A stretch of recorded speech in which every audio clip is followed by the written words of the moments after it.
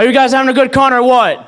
Yeah. And we're not even halfway done. But welcome to Q&A, the creative process. First off, we have the inventor of this panel. Give it up for Sergeant Scrub Noob.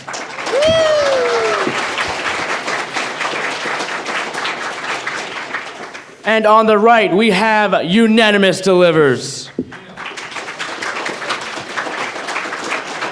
And last, but certainly not least, and you'll see him at BronyPalooza tonight, give it up for the Living Tombstone.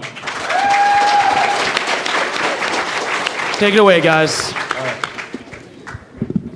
All right.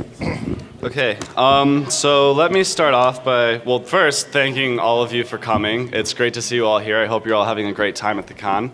And I will start this off by just listing out what we're planning to cover here. First, is this a good volume for everyone? Can everyone hear me? Everyone back there, are you good? All right. So what this panel aims to cover is we're kind of trying to cater to all different mediums of art. And when I say that, I mean we're going to cover things like, all right, so you want to do this kind of art style. Here's what softwares you would need to do it properly. Here's what people you talk to learn it, because learning takes a long time. And then what external hardware, what other, I guess, appliances you might need to use that software, and things of that nature. So really it's just focused on how to get started as an artist, and then how to keep being one, how to enhance your workflow, how to improve yourself, and things like that.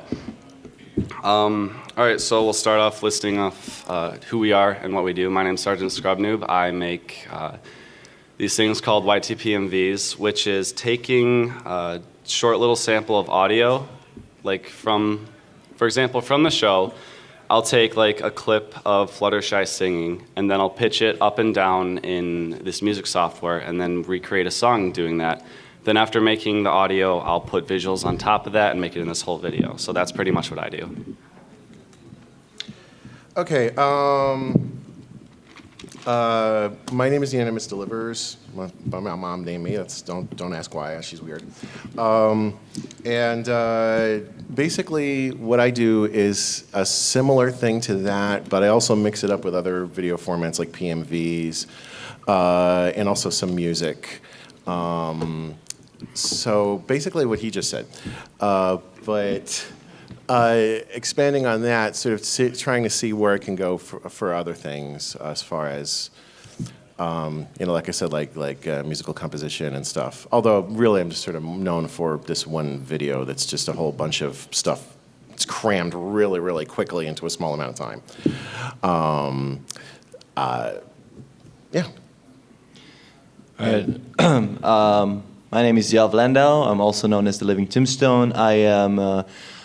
Basically make music. I've been making music for like 6 years. So what I do is basically for the fandom, I basically create songs about the show and stuff like that. But professionally, I make soundtracks for animations and various commercials, like in Israel, for example. So I do this basically.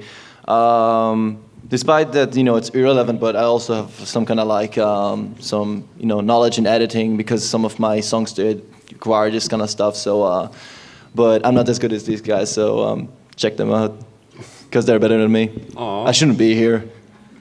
No, you should be. All right, I'm kidding right now. No, anyway, let's keep going. Sorry. Okay. So from there, now on to the actual art stuff. What softwares we use. For audio, I use this program called Reason 5, and what it does is it's a digital audio workstation, or DAW. And really, these are the programs that you use to write electronic music. What I do with it is it has this almost kind of drum machine type thing in it, where it lets you input audio, and you can just warp it in tons and tons of different ways. You can pitch it up and down, you can lengthen it, shorten it, do all kinds of weird modifications. And so that's how I make my audio for my videos. Now for the actual graphical part, I use a lot of things for visuals. For my main video editor, I use Sony Vegas, and then on top of that, I sometimes use After Effects if I want something to look to have a special effect or something. And then I actually use Photoshop and Adobe Illustrator a lot within my projects. So those are like my main 4-5 things for my videos. I like to use Sony Vegas too because it's just got a really intuitive interface. And I'm trying really hard to teach myself Adobe Premiere and After Effects, which are what a lot of the really good good video users, video creators do, PMV creators do. I don't know if you've ever seen 6 by BronyVids. Yeah, that's almost all that's Adobe stuff. But that's some complicated stuff. For the audio, I used to do everything in Sony Vegas until I realized that it's really not designed to do that. You know, because what you do when you do the kind of thing I do is you slice everything up to like a billion pieces, and you take the parts that you want to use, and then you just kind of use that as the musical instrument. Like back in the 90s, you had sampling, and people using sounds as the musical instrument. Only now it's just expanded into the video as, you know, the video clip is a music instrument. But Sony kind of is limited for that. So what I do is I put that into another program called Fruity Loops, or what used to be called Fruity Loops. Now it's called FL Studio, because, I don't know, General Mills had a problem or something. And that makes it much more easy to manipulate sounds and much more easy to sort of put groups of sounds together and come out with something that, you know, people will kind of, you know, find catchy or enjoyable. All right. So I primarily use FL Studio to make my work, basically. It's basically what I've been using for like the entire time, where I basically started to make music almost. Also, counter argument, you can actually do a lot of editing when it comes to sound editing, when it comes to Sony Vegas, is what I used to like do some of the... Really? I don't know, because again, okay. I'm not going against it because here's the thing, everyone can basically use any kind of software for anything. I mean, I know musicians who use Audacity and they're great at it. And by the way, do you guys know So Great and Powerful, right? He used to use Sony Vegas to make his music in the beginning, some of his work and stuff like that. So that's like a really fun fact. So yeah, so whatever you use is good. If you're good at it, and it doesn't really matter what you use. So you just need to keep working at it. So yeah, that's it. All right. Now, a lot of times with these softwares, there are external devices that can make them a lot easier. For example, with Photoshop, I find that using a tablet is infinitely better than drawing with a mouse. I use a Wacom, I think it's a Wacom Bamboo. You can find them for... If you look hard, you can find them for like $70 sometimes, and that's a good price for a tablet, and it's a really good tablet. I love using it. And, well, I do visual work, so all I really need is a tablet. I guess you're the person to talk to for keyboards and MIDI interfaces and things like that. No, actually, I don't use any MIDI interfaces at all. Oh. Like just keyboard and mouse, really, because I just compose everything on the grid, but, you know. Okay. Yeah. Okay, well, that covers kind of all the software stuff. Oh wait, no. One quick side note on software and external hardware and things like that. Generally, when you're looking for things to purchase, always try and look for free or trial like versions of things, because the last thing you want to do is spend about $200-300 on something that you end up hating using. Yeah. I've certainly done it. I spent way too much money on music stuff. So generally, don't buy something until you have a need for it, or until you know that you like working with it. Just to add on that thing. So again, it's just to add on that point is the what I want to say. So this is gonna like when it comes to expensive software, usually those who buy expensive software are usually licensed people who work in a company, which is why it's so important for companies to buy the software, because otherwise someone can sue them.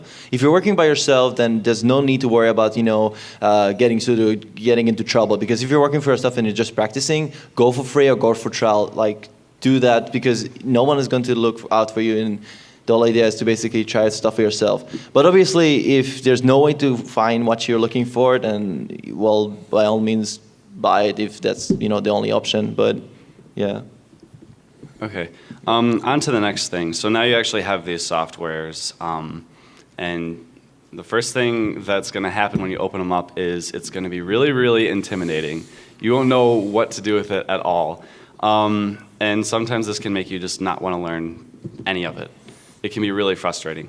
And when that happens, the best thing that I found, anyways, in my instance, is really just go out of your way and talk to people who use the software. Because this guy taught me how to use Sony Vegas. He started me off. So, talk to people whose art you like. Search through forums and everything, and just remember, like, Google is your best friend if you have a question. If you have an idea and you just don't know how to do it, you can research it, and there's always someone else who's had the same problem. Yeah, I mean, they have a lot of, there are, I mean, for every piece of software and for a lot of pieces of hardware too, there are like a dozen of people, like more than a dozen people who will have their tutorials, like really hundreds of people have like tutorials and like, here's how to do this, here's how to do this. But what's going to end up happening is most of them, you're just going to end up sitting and watching a guy going, my name's Jim, and I have this, this is, what program is this? Oh yeah, it's Ableton Live. So I'm going to start showing you how to do this. Well, this is a cursor, and this is a pointer. I'm like, stuff you can see on the screen, they're going to be describing to you. And I'm like, okay, move on, come on. So yeah, you kind of want to reach out directly to the people who are doing it. You want to go to, look up forums that cover that kind of subject. And doing a Google search for that takes a heartbeat. And then once you're in the forums, before you start asking questions, start doing a little search in the forum to see if see if people have already asked that question, which they probably have. Well, it really depends. Because again, when it comes to creative art, it's usually imitating what you see or what you hear. So for me, when I first started, I was like a big fan of like artists like Fatboy Slim and The Prodigy. So listening to them is like, you enjoy what you're listening to, but you could either be the person who just enjoys listening to music or be the person who enjoys it, but wants to know how it's basically happening. So the first thing you reach out to is basically your own imagination to try things for yourself. And well, basically, it's kind of like, I don't know. I mean, again, I'm trying to like remember what was like the first instance, but for me, it was just I don't know, just searching around the internet and seeing that there's a way to make music on some software, and then you're just trying to figure out stuff for yourself, or you just look out for like a tutorial for one specific thing. That's like one thing is that if you're trying to learn for yourself, don't try to cover the entire subject, because usually that you get covering too many things and you get lost. So I totally agree. Go look for friends. Look for people that work on this thing, to get the train rolling, and then from there you can probably learn everything else by yourself by just looking at simple tutorials, and that's it. Okay, so now we're gonna focus on all right, you got the software, you know how to use it, and this is often the hardest part is just organizing your workflow, meaning working efficiently, getting a lot done within a small amount of time. And I'm sure you guys have plenty of experience with this. So I have some things written down here, just some tips. Take notes.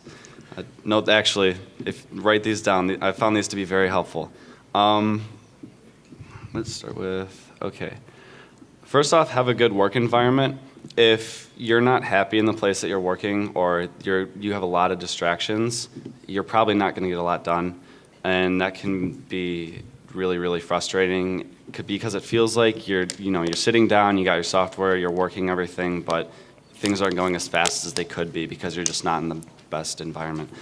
Okay, also be wary of time, and know your limits within that time, meaning what can you do within a given amount of time.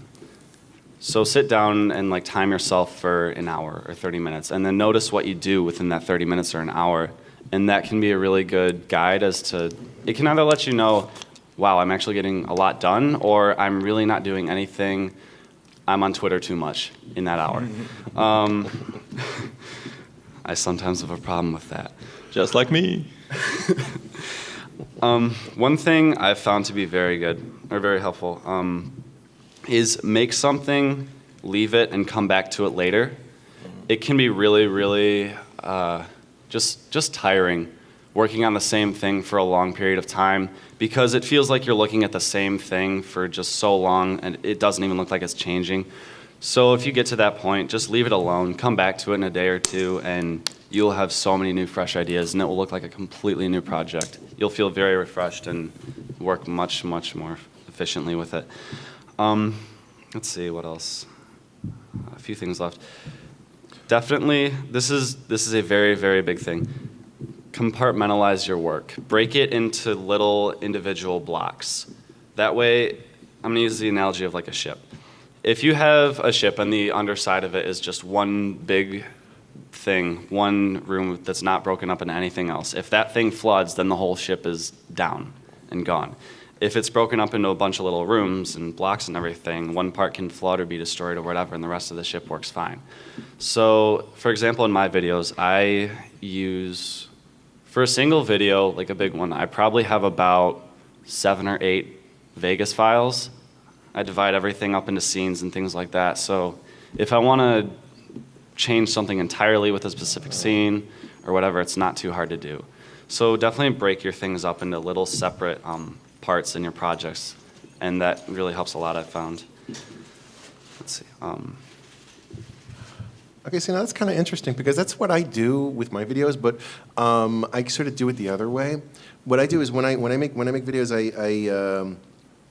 the thing again about Vegas is that it really is kind of limited in what in how much it can do at once. I mean, this is software that was basically designed to say you have like a scene here, a scene here, a scene here, and a scene here, and you want to polish it as much as you can for like a professional production. It wasn't necessarily designed to take and puree videos into like a billion pieces, into a billion things. So you do want to compartmentalize. What I do is I take the video and I will make individual parts for individual sections, and then actually make them, and then put the individual parts, and then put those individual parts into another video. So that one video is like basically a mashup of the collection of the smaller ones. Yeah. I've found that to be really, really useful. I use that all the time in my projects. Like have one master thing and then just a bunch of little smaller projects. Yeah, yeah. Because like you don't want to be like hung on this. Oh, everything's perfect except for this one thing that crashes the whole thing. Oh, yeah. Crap, which will happen. I just have a few little things here left. Don't fixate on things. I have a really big problem with this. Don't fixate on things that absolutely nobody but you will notice.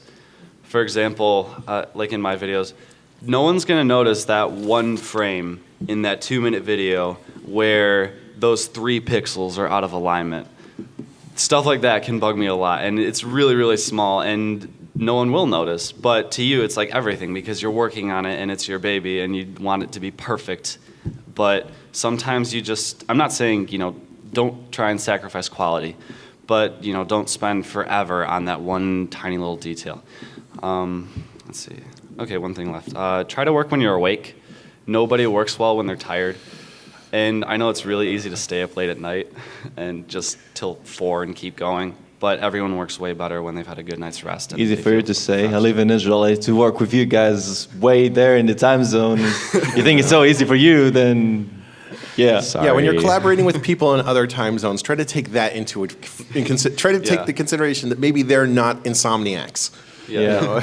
Also, be wary of that. You don't think it'll happen a lot, but I'm often, talking or I'm doing stuff with kids in Sweden, at various places in Europe, all over the U.S., things like that. But just try and sleep.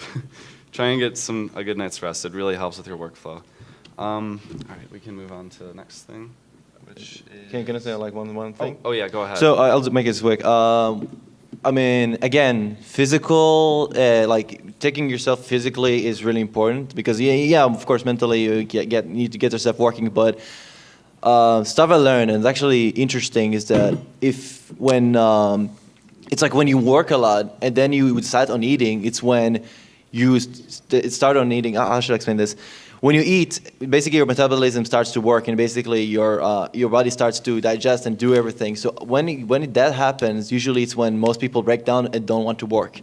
So I'm not saying don't eat at all because then it will kill you. But what I should say, no. But I'm serious, because what happens when you work? Keep on working. But when you feel hungry, and you have like a really good project that you want to finish the project and then start eating, because when you start eating, you're like, sometimes it's this break when you feel like you don't want to work on anything, and that's really important. And it's crazy advice I got with someone. It actually works. So you guys can try it as well if you want to. I noticed that too. That like, you know, I mean, I know it sounds terrible, but like when I'm hungry and I'm working, I feel like I'm going smoothly, and then when I grab something to eat, I'm like, "Roar."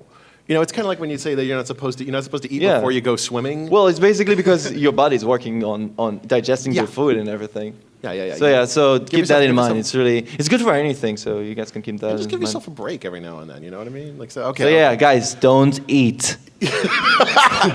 Just die. You heard it here first, guys. Living Tombstone 2013. I'm so Don't eat nice food. and optimistic. All right, let's keep going. How to manage time. Prepare for incoming lawsuit. Okay. Anyway. Okay. Well, I have a section written down for how to do time management well, but I think we pretty much covered that in workflow. Really, just in a nutshell, focus on what you're doing. This falls in like what I was talking about earlier in having a good work environment. Don't have a lot of like distractions around. Be wary of your time, and just it's hard. It's really hard to be self-driven and focus and stay in your, in Sony Vegas and After Effects and Photoshop for like an hour or so. But it pays off. It pays off much better than, taking a YouTube break or a Twitter break every 2 minutes. And it's really, really easy to do that. I should know. I tweet a lot.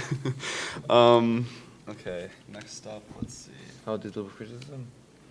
Yeah. And just one more thing I want to say is another program. If you don't have that much money, if you want to use Photoshop, and that's good because if you're working with content that's not moving, or you want to use videos and you want to use clips and you can't really afford Photoshop or whatever, there's a program called GIMP, G-I-M-P.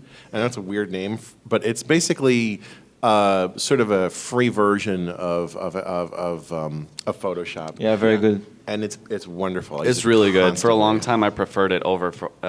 Yeah, And I it's used just it for about 2 years before actually just sucking it up and buying the Adobe like $30 a month, whatever program. It's just that it's so different, the interface. So it's like Yeah. you have to learn one, and you're sort of stuck with one until you learn the next. So that's the only thing. Want me to start? Yeah, We'll go for it. All right, so next subject is how to deal with criticism. And that's, when you're really starting out and, and as we said, it's like when you start, you always you suck because you only started the first time and you keep on working and you still doing very badly, but it's only to the way of success. And let's say you're already up here and now people start to notice what you do. So people are going to comment on your videos like, oh my God, this thing sucks, go delete your video. Vote one and downvote or stupid, comment with arrow to the knee or some stupid thing. But in all honesty, when somebody says to you, and that's the main thing, is that because somebody gonna tell you, I liked what you do, or I hate what you do. The big problem with this, you see already, is that you don't know what to do with this. So you either feel very good about yourself or feel nothing, or feel really bad about yourself because it said that he doesn't like it. Whatever you do not try to force him or try to force your opinion over him. So it's like, I don't like what you do. Don't try to be mean to him because he's just stating what he likes or what he doesn't like. Everyone likes apples or pears or different kind of fruits because it's all a matter of taste, really. So technically, it's all about basically keeping in mind that whatever you do it for yourself. So if you hear criticism that doesn't involve anything that helps you, ignore it, or just, take it for granted that, some people are going to like it or not. In criticism, the most hard criticism you can always get either from the closest persons that are close to you, like friends and especially family. This is why most of the time don't show any of my family what I do, because I'm always in fear that they either like what I do or don't like what I do. Even, it doesn't mean, it doesn't matter if they understand what I do, it's just that, they're close to you, and emotional attachment to people is what really drives you to either go for success. Like, let's say there's a celebrity who's going to tell you that you're good. That pushes you. Or you have a sister who's going to say, oh my God, I hate what you do. That's kind of slows you down. So basically, go for people that you really appreciate, that are close to you in terms of you trust them. And even if there's is going to say something bad about what you do, you know that you're just here to help you, not to make you feel bad, even though they're trying to help you. So that's all I have to say. Yeah, I had a pretty hard time getting used to criticism when I was just starting. YouTube comments can be terrible. That's when people are at their worst when they're driving or when they're making YouTube comments. By the way, take into like stats. Let's say there's 50,000 views on your videos. Doesn't mean that all of them commented on your video. Probably a lot of them just like probably you guys watch like the video and then like I liked it, but I'm not upvoting it or doing anything about it. I just liked it and that's it. And sometimes it actually works because you pass it on to other people, so it's called sharing. So that's something you need to like take for thinking about. Yeah. That not everyone comments on your video. For criticism, though, don't take the guy who's like typing in all caps and it's like 4 pages long and he's just like going off on you. And then like once he writes like characters, he's like, to continue from my last 2 comments. Blah, blah, blah, blah, blah, blah. I've seen that. Like you hit show comment and like it's 5 pages end up loading. Don't take that guy seriously. When you're looking for comments that are like genuinely aimed to help you improve, look for something that's like, I like what you've done, but, or like, I think this would have looked better if, or it would have been really cool if, or things like that. So yeah, look for nice people. Like anything in the world, look for someone who's just like nice and reasonable about it and will just tell you with a straight face like, hey, you're good, but this needs to improve. So look for things of that nature. Yeah, I mean, that's a tricky thing about when people. I mean, YouTube comments, they're not necessarily the most intelligent ones, but everybody's going to have something to say. And if there is something that could need improving or that you missed that might be important, you're probably going to hear about it. So that's the thing about it. You have to sort of like take what you can from it. Don't take it personally. Make a note and move forward. You know, you have to say, you have to say to yourself, well, people, people are there. I don't say to help you, but people are going to give you a perspective that you might not necessarily have on your own material, and that covers pretty much any kind of material, But at the same time, if everybody's saying something about something that you did, but the thing that you did is the thing you wanted to do in the first place, and you're happy with that. Then you have to think. Of 2 things. Either one, reconsider why it is you like it, and if you're sure you like it, try to maybe reach out to people who do like it. Sort of figure out who your audience is, and focus on that. Because then there'll be a lot more feedback, including positive feedback, and then maybe you can grow from there into a broader audience. Okay. On that note of taking criticism and stuff and looking for people who will tell you that you need to improve in this area, things like that, try and join a community of like-minded artists or artists who do the same thing. Because when you're talking to people who do the same thing that you do or something that you would want to do, they will give you really great tips as to where you're lacking or things like that. And most of the time in a nice way. And if it's not in a nice way, then, don't bother with those people anymore. Tell them to go away and and never come back. But yeah, join a community and just talk to people. Talk to people who do the same thing that you do and challenge yourself against them. Competition can be really, really good for art. I found, anyways, it really, really drives you to just push yourself that extra mile and learn that extra technique that you think you might not use, or try out that idea that you thought you couldn't do, things like that. So getting involved with people who do the same thing that you do is really, really beneficial, in my opinion. So yeah. What, I was supposed to say anything? Oh, no, I mean, if you had something to add. No. Go ahead. Well, I just wanted to add that, I totally agree. Is that it's more like having lots of people that do what you do, because everyone can basically, it makes you feel like what you do is special because everyone is special in that community, and not necessarily going to tell you that you're not like us because you're not good enough. It's all about, slowly, trying to improve what you do. It's all about, basically doing what you do among a group of people that do the similar thing. Like, let's say all the people do, for example, music about My Little Pony. That's basically what drove a lot of us to work together, not just musicians, also PMV creators and many people to basically work by them together, but each one with himself. That's the most important thing.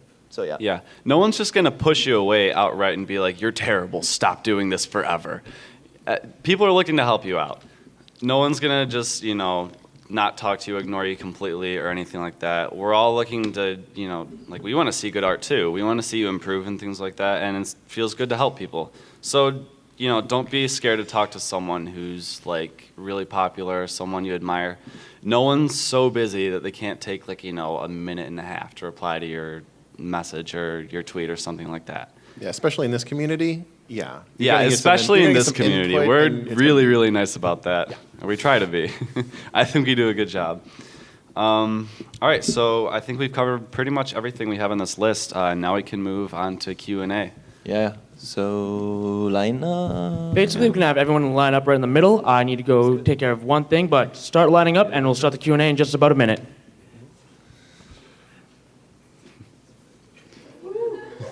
Oh. Good night, everybody. Okay. This panel had Q&A at the front of it. I hope you're in the right place. We came here to, for you guys to answer any question you have. So anything you guys got laid on the table, we're open to all kinds of discussion.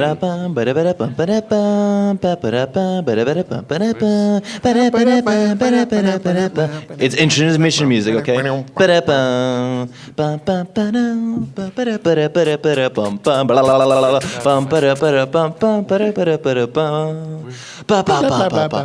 I guess we're waiting on a microphone. Yeah. Just here, come up here and just use this one in the meantime. No, but Are you? There's a There he microphone? is. All right, cool. You found the microphone, guys. I did it. Yay! yay. That was the best Fluttershy voice I ever heard. I'm putting that on my resume. It's basically like, I no. actually agree 100%. You want to hear a better Fluttershy? Yeah.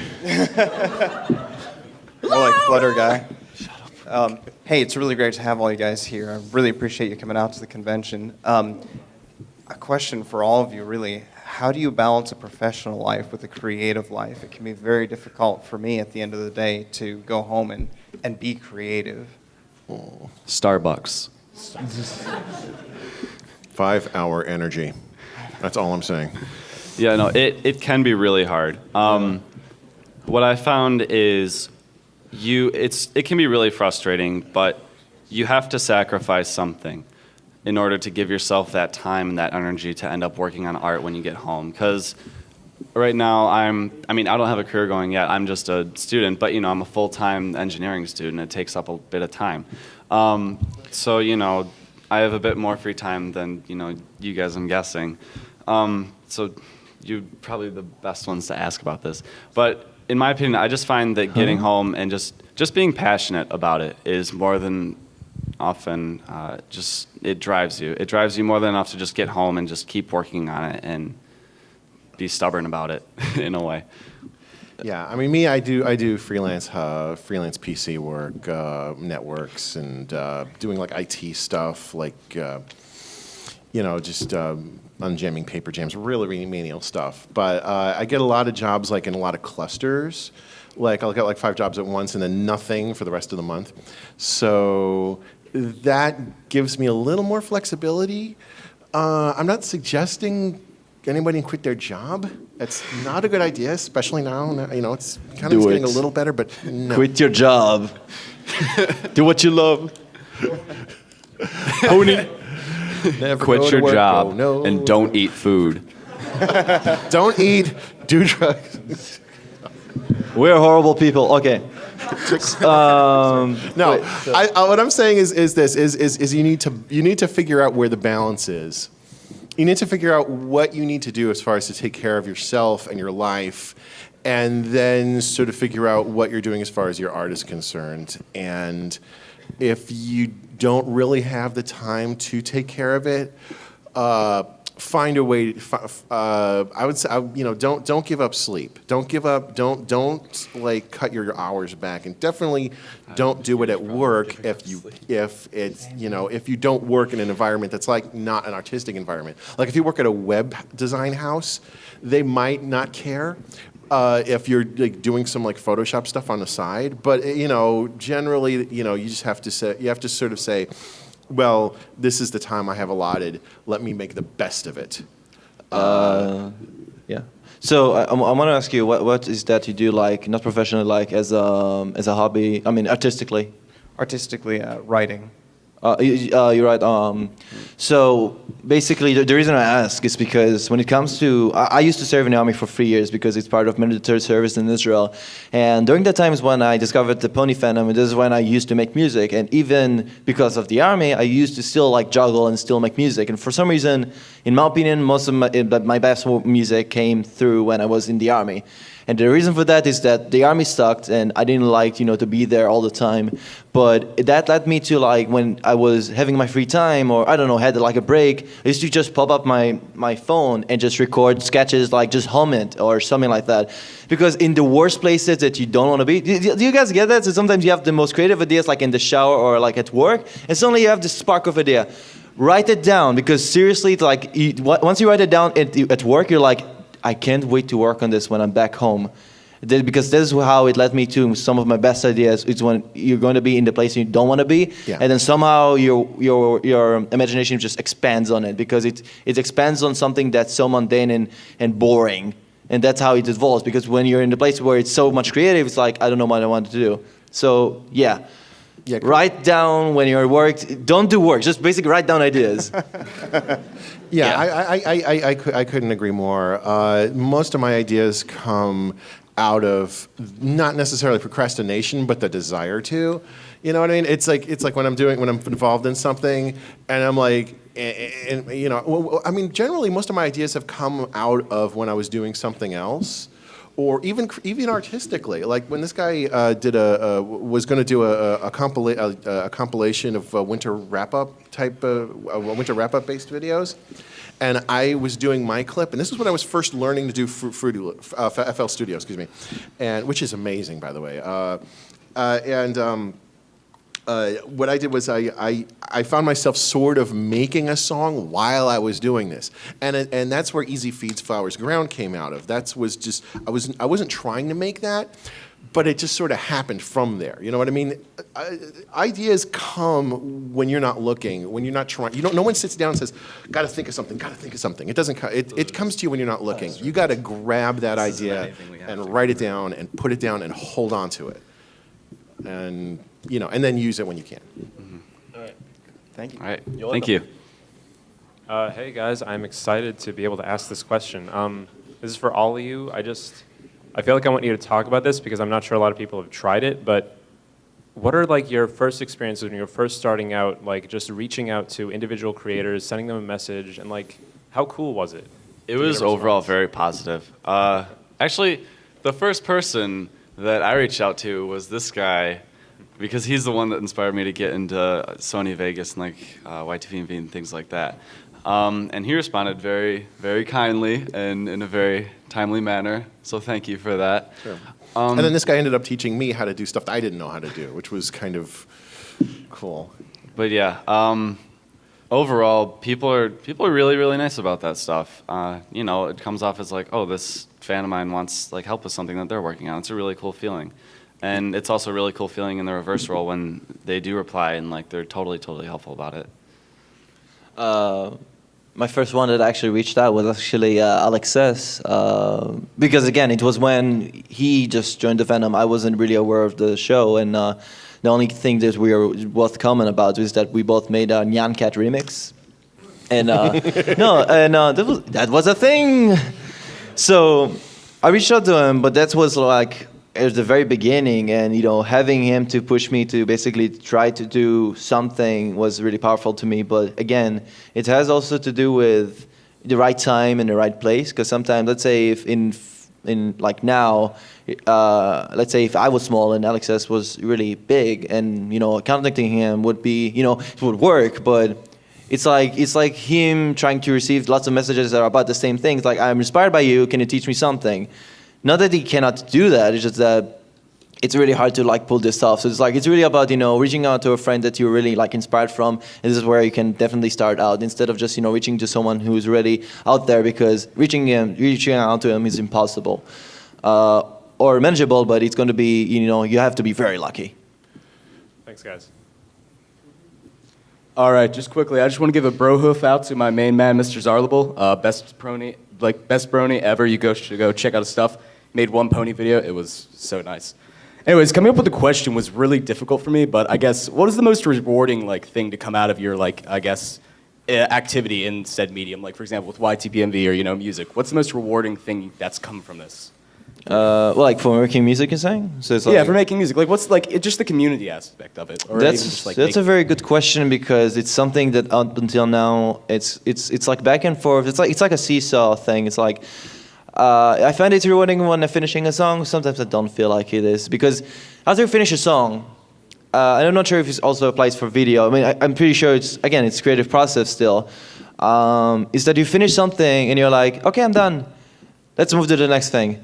And you're sometimes forgetting about what you did last, and sometimes you feel like you're doing something again and again, and despite that the process of making it is fun, it's still like you want the reward in the end. It's like playing a video game and you want to finish the level. It's not like that when you're making music or anything else, basically. Because you want to feel like what you made has made you feel like you accomplished something really big. Because you always move on to the next thing. And it's a tough question. I honestly don't know exactly how to answer it, so... Yeah. I kind of two parts here. For my personal experience, I'd say the best thing that I've gained from it personally is the knowledge and the experience of softwares. Really? Because it all adds Yes, really. It all adds cumulatively, and you grow exponentially with all the knowledge that you accumulate and all the experience and everything. And I found that to be just a really wonderful gift from all of it. The second thing is coming to conventions like this and places like this and then running into people who are like, hey, I really like your work. And a lot of times, actually, it's people who I look up to. And so seeing people that I look up to, look back and say, hey, I really like what you do too, that's a really, really rewarding feeling. Yeah, I mean, the recognition is very nice. It's encouraging, but more than that, just whenever you're doing something that you like doing and something that you feel like you're good at, getting that feedback, getting that encouragement, you probably, a lot of people, they feel like they might be good at something and they feel like it might not be a big deal, but then they realize that there is this feedback and they realize that there is this audience, and not just within the community, but that if these people like it, maybe other people are going to like it, and so you know what I mean, and I guess I was going somewhere with this. It's just. Forgot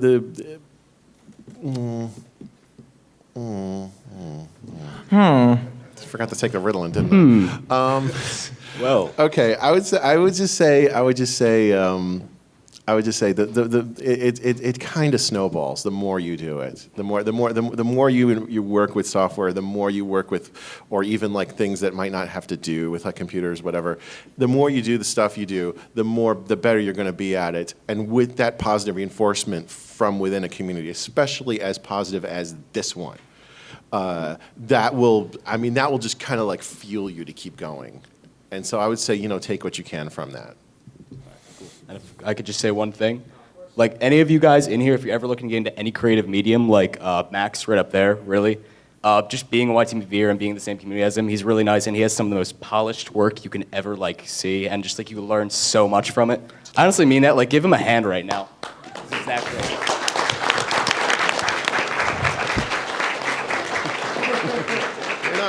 Also, just one living thing. Rest in peace, YTPMV 2013. You will be missed, and thank you. All right, I got kind of just two questions. The first one is, so you recommend Audacity and GIMP. What other free good programs would you recommend? Those are actually the only two. Yeah, I have those. Those are I the have only both. two that I actually- use. I just I can got 'em. recommend- Do you remember And a the guy in tablet. Ohio suggested that there's a video edit? There are a couple of video editors that are free, and a lot of them are actually a lot better than Windows Movie Maker.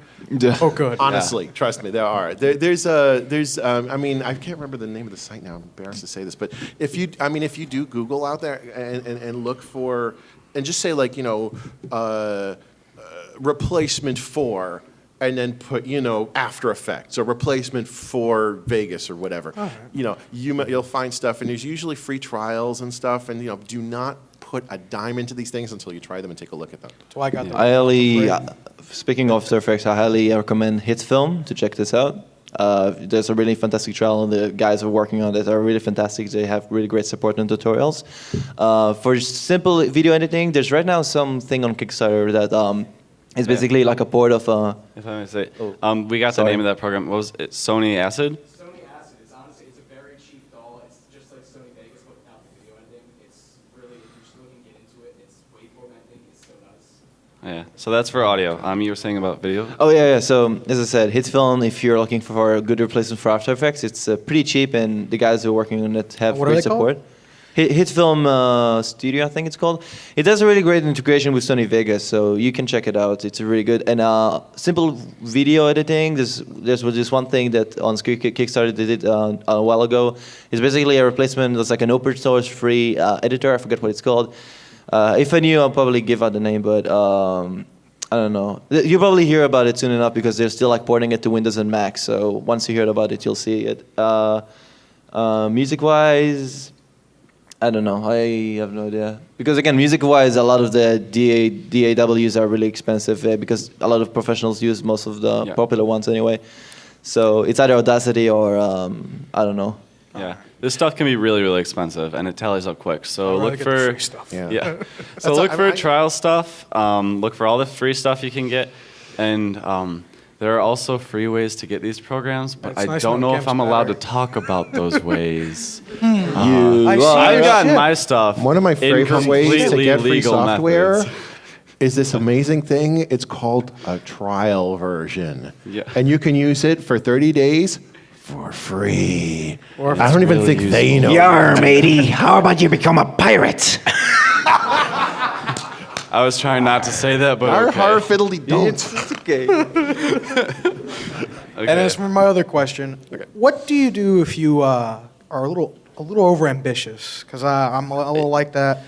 Try I not to kind of be. want to do everything, and if I can't like do everything, I'll see what I can do the best and just stick with that. That's the 'Cause way that's to go. my problem right now. That's the way to go. Overambitious. I am way overambitious with a lot of stuff I do, and my problem is I will just like keep working at it until it happens, and that's why it can take me like sometimes 5 months to make a video, is because I have to learn 3 softwares to make it, and it's really counterproductive.